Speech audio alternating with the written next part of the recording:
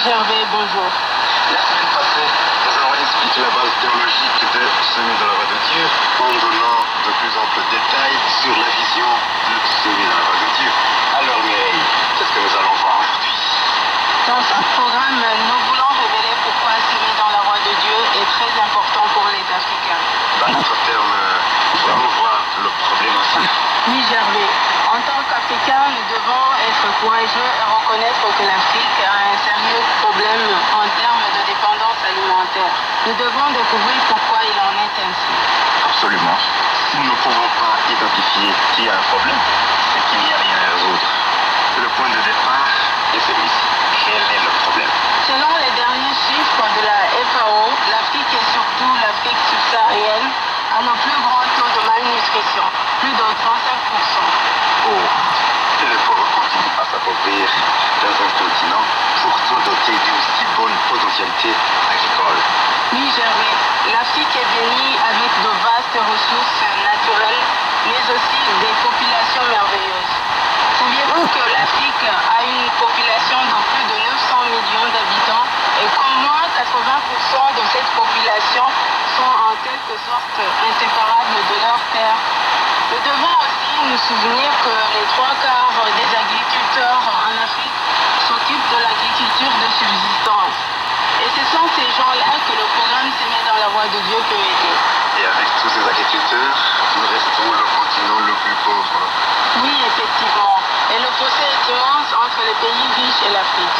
Alors Mireille, aurais-tu des chiffres pour appuyer tout cela? Oui, c'est en fait intéressant que le PIB, donc le produit intérieur brut de l'Afrique tout entière, n'est que de 1,3% du reste du monde. Voyons certaines statistiques relatives à la production des graines à travers le monde. FAO encore une fois. Remarquons les tendances générales suivantes en ce qui concerne l'augmentation de la production des céréales entre les années 1975 et 2003. Aux États-Unis d'Amérique, la production a considérablement monté, passant de 5,5 à 9 tonnes par hectare. En Asie, la production a doublé de 2 à 4 tonnes par hectare.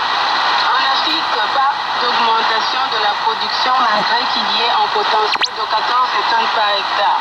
La moyenne reste maintenue autour d'une tonne par hectare malgré les bonnes pluies, les bons sols, beaucoup d'aide, beaucoup d'informations et d'enseignements. Pourquoi alors ceci? Bonne question, Jérôme.